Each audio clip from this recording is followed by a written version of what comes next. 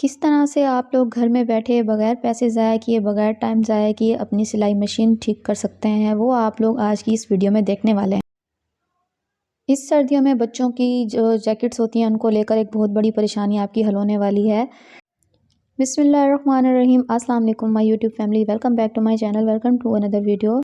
अगर आपकी सिलाई मशीन तार वाला टांका दे रही है, अगर आपकी मशीन के सिलाई मशीन की जो नीचे की जो सिलाई होती है उस पे तार आ रही है, तो आप लोग इस तरह से इसकी प्लेट्स चेक कर लिया कीजिए।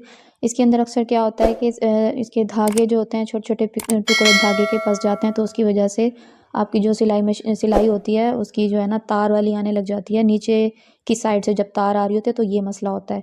तो आप लोग इस तरह से इसको साफ़ करके ये मसला हल कर सकते हैं। और अगर ऊपर आपकी तार आ रही है धागे के, तो आप लोग उसको किस तरह से सेट कर सकते हैं, इस तरह से आप इसके शटल के अंदर ये जो डब्बी दी होती है, इसको आप अगर बाहर निकाल लेंगे, तो आप लोग इसको गौर से देखें। यहाँ पे छोटा सा एक पेच सा बना हुआ है, अगर आप इस पेच को खोलें, टाइट करें, तो उसके साथ आपकी जो तार आ रही होगी ऊपर के हिस्से पे, जो सिलाई पे तार आ रही होती है, वो इससे सेट हो सकती है। व्यूअर्स, इस तरह से आप इन छोटी-छोटी टिप्स को फॉलो करके अपनी सिलाई मशीन खुद ही घर पे सेट कर सकते हैं। ये कोई बहुत बड़ी प्रॉब्लम नहीं होती, छोटी-छोटी प्रॉब्लम होती हैं, मैकेनिक भी उसको इसी तरह से ही सेट करते हैं। आप लोग इसको इस तरह से सेट करके अच्छे से लगा लें, अच्छे से पुश करके लगा लेंगे, तो उसके बाद आपके दोनों मसले हल हो जाएँगे। ऊपर की जो तार आ रही होती है और जो नीचे की तार आ रही होती है, ये इन दोनों चीज़ों को साफ़ करके सही से लगा लेंगे, तो आपका ये मसला जो है वो हल हो जाएगा। तो व्यूअर्स, आई होप वीडियो आपको अच्छी लगेगी, आपको हेल्पफुल होगी आपके लिए, तो आप लोग लाइक कर दीजिएगा। मेरे चैनल पर अगर आप लोग नए हैं तो सब्सक्राइब कर दें और बेल आइकन को क्लिक कर दें, ताकि मेरी हर आने वाली हेल्पफुल वीडियो आप तक पहुंचती रहे। तो व्यूअर्स, अब आप लोग अगर इस तरह से करके अपने जो है ना सिलाई मशीन को ठीक करके अगर दोबारा चेक करेंगे, तो आपकी मशीन इंशाल्लाह ठीक होगी। व्यूअर्स, नेक्स्ट टिप जो है मेरी, वो क्या होता है कि हमारी सिलाई मशीन जो है ना काफ़ी ज़्यादा टाप करने लगती है, यानी टांका बड़ा-बड़ा टांका देने लग जाती है। तो उसको हम इस तरह से सेट कर सकते हैं कि छोटे-छोटे साबुन के टुकड़े अक्सर हमारे घर में बच जाते हैं, पतले वाले जो होते हैं। तो आप लोगों ने वो एक टुकड़ा ले लेना है, उसको लेकर इस तरह से आपने इसके ऊपर खाली ऐसे मशीन चलानी है। व्यूअर्स, इस तरह से क्या होगा कि जो आपकी मशीन टाप कर रही होगी, अब वो बड़ा-बड़ा टांका दे रही होगी, तो इससे ये वाला मसला आपका हल हो जाएगा। और उसके अलावा आप लोगों ने सुई भी चेंज कर लेनी है। अक्सर क्या होता है कि सुई जो होती है हम लोगों की, वो सुई अगर या तो फिर उसके नंबर के मुताबिक नहीं होती, ऊपर-नीचे हो के लगी हुई हो, तब भी जो है ना उसकी वजह से भी ये ख़राबी आ जाती है। तो आप लोग एक दफ़ा इसको भी चेक कर लेंगे, और इस तरीके से आपका ये वाला जो मसला है सिलाई मशीन का, वो हल हो जाएगा। आई होप आप लोगों के लिए ये वाली टिप जो है बहुत ज़्यादा यूज़फुल रहेगी। देखिए व्यूअर्स, इस तरह से अब मैं आप लोगों को यहाँ पे चेक भी करवा देती हूँ।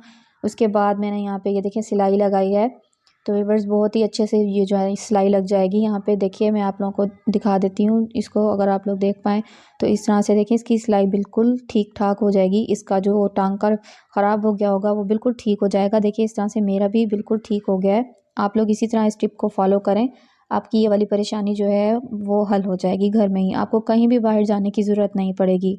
व्यूअर्स, इस टिप को अगर आप घर में ट्राई करेंगे, तो ट्राई करने के बाद मुझे कमेंट्स बॉक्स में लाज़मी बताइएगा। तो चलते हैं आज की नेक्स्ट टिप की तरफ।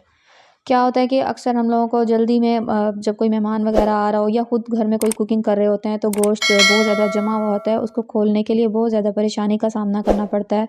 और इतना वेट भी नहीं कर रहे होते हम लोग, क्योंकि जल्दी में अगर बनाना हो तो उसके लिए बहुत ज़्यादा परेशानी होती है। उसके लिए टिप है, आप लोगों के घर में जो नमक मौजूद होता है, जो हम कुकिंग में यूज़ करते हैं, वही नमक आप थोड़ा सा लेकर अगर इस गोश्त के ऊपर इस तरह से डाल देंगे, और डालने के बाद अच्छे से उसको उसके ऊपर हर जगह पे आप लगा के इसको जो है ना आप रख दें, तो 5 से 10 मिनट बाद आप देखेंगे कि आपका गोश्त देखिए इस तरह से खुल जाएगा, और बहुत ही आसानी से खुल जाता है। ये मेरी आज़मूदा टिप है, आप भी इसको ट्राई कीजिएगा। देखिए ये कितनी आसानी से खुल गया है सारा गोश्त। इस टिप को फॉलो करके आप लोग आसानी से अपना ये वाला मसला जो है हल कर सकते हैं। तो चलते हैं आज की नेक्स्ट टिप की तरफ।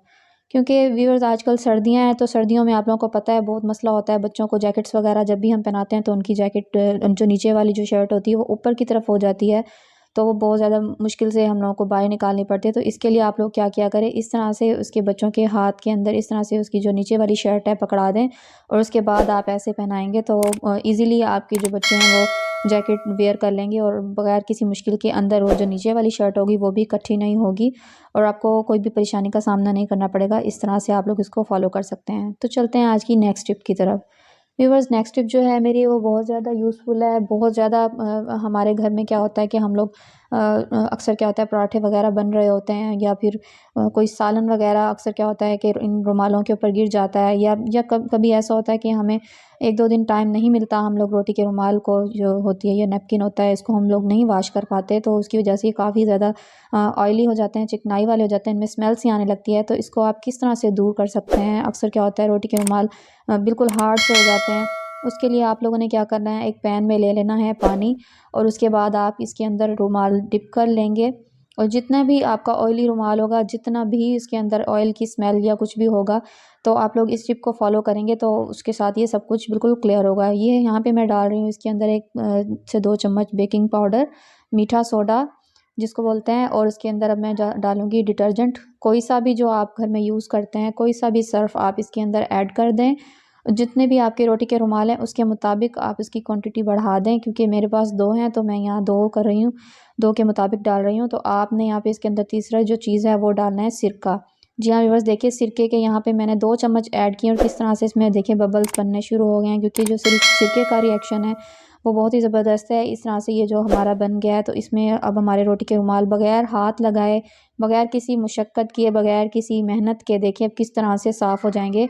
मैं इनको बिल्कुल भी नहीं रगड़ूंगी, बिल्कुल भी नहीं कुछ करूँगी। देखिए इस तरह से आप लोग इसको तकरीबन 5 से 10 मिनट तक पकाएंगे, तो ये बहुत ही अच्छे से साफ़ हो जाते हैं। तो व्यूअर्स यहाँ पे मैंने अब इनको पका लिया, तो अब इसके बाद आप देखें यहाँ पे मैंने अब सिंक में इसको मैं आपको वॉश आउट करके दिखाऊंगी कि किस तरह से ये इतने नीट एंड क्लीन हो गए होंगे। इसकी सारी चिकनाई, जितना भी इसके ऊपर डर्ट वगैरह या मिट्टी या चिकनाई जो भी होगी, या इसकी स्मेल जो अक्सर आ रही होती है इसके अंदर, धोने के बाद भी ख़त्म नहीं हो रही होती। लास्ट टाइम लोग क्या करते हैं, साबुन से वॉश कर लेते हैं, कपड़े धोने वाले साबुन से, तो उसकी भी अक्सर स्मेल आती रहती है धोने के बाद भी। तो आप लोग इस तरह से अगर इसको वॉश करेंगे, देखिए कितने नीट हो गए हैं, बिल्कुल साफ़ सुथरे हो गए हैं, कहीं पे भी इसकी चिकनाहट नहीं रही। और मैं वॉश करके आपको दिखा रही हूँ, यहाँ पे बिल्कुल भी कहीं भी देखें आप लोग इसकी नहीं आ रही। इसको वॉश अच्छे से किया कीजिए, क्योंकि जब अच्छे से वॉश कर लेंगे तो इसके अंदर सर्फ़ का कोई भी ज़रा बाकी नहीं रहेगा, तो इसमें कोई भी स्मेल नहीं रहेगी आपके रुमालों में। तो इस तरह से आप देखिए व्यूअर्स, मैंने इनको अच्छे से वॉश कर लिया था, और अच्छे से इसको मैंने खंगाल भी लिया है। और व्यूअर्स यहाँ पे मैं अब आप लोगों को खोल के दिखाऊंगी कि किस तरह से देखिए यहाँ पे ये बिल्कुल नीट हो चुके थे। यहाँ पे असली में बिल्कुल चिकनाई जो है इसकी बिल्कुल ख़त्म हो गया है। अब देखिए यहाँ पे ये खुश्क हो गए हैं। खुश्क होने के बाद भी मैं आपको दिखा रही हूँ, रुमाल बिल्कुल नए जैसे हो गए हैं, बहुत ही ज़्यादा सॉफ्ट हो गए हैं, बिल्कुल कोई भी ऐसा नहीं लग रहा कि ये ऑयल वाले रुमाल थे और इनके अंदर बहुत ही बुरी तरह से ऑयल था। तो व्यूअर्स, आई होप टिप आपको अच्छी लगी होगी। चलते हैं आज की नेक्स्ट टिप की तरफ। तो व्यूअर्स, नेक्स्ट टिप मेरी ये है कि क्योंकि सर्दियाँ हैं, चाय वगैरह हमारे घर में बहुत ज़्यादा बनती है, और टी पॉट का इस्तेमाल भी बहुत ज़्यादा होता है। तो क्या होता है, अक्सर रात को अगर हम चाय बनाते हैं, उसको बगैर धोए रख दें, या इस तरह का कोई मसला हो जाता है कि उसके अंदर दूध या चाय की स्मेल अगर रुक गई है इसके अंदर, तो किस तरह से आप लोग इस स्मेल से छुटकारा हासिल कर सकते हैं। तो आप लोगों ने इसके लिए भी बेकिंग सोडे का इस्तेमाल करना है। बेकिंग सोडा हमारे किचन के बहुत सारे कामों को जो है ना हेल्प देता है। तो हम लोग इसके अंदर डाल देंगे 1 चम्मच तकरीबन बेकिंग सोडा। उसके बाद आप लोगों ने इसको देखना है कि किस तरह से इसके अंदर से जो स्मेल है वो जादुई तौर पे गायब हो जाएगी। आप लोगों ने इसको बेकिंग सोडा डालकर उसको थोड़ी देर के लिए बंद करके इस तरह से रख देना है, और उसके बाद क्या होगा कि इसकी जितनी भी स्मेल होगी सारी गायब हो जाएगी। आई होप टिप आपको अच्छी लगी होगी। व्यूवर्स, अगर आप लोग मेरे चैनल पर नए हैं तो मेरे चैनल को सब्सक्राइब करके बेल आइकन को क्लिक कर दें, ताकि मेरी हर आने वाली नई वीडियो आप तक पहुँचती रहे। तो व्यूअर्स, मुझे दें इजाज़त। नेक्स्ट वीडियो तक के लिए अपना रखिएगा बहुत सारा ख्याल। Take care. अल्लाह हाफिज़।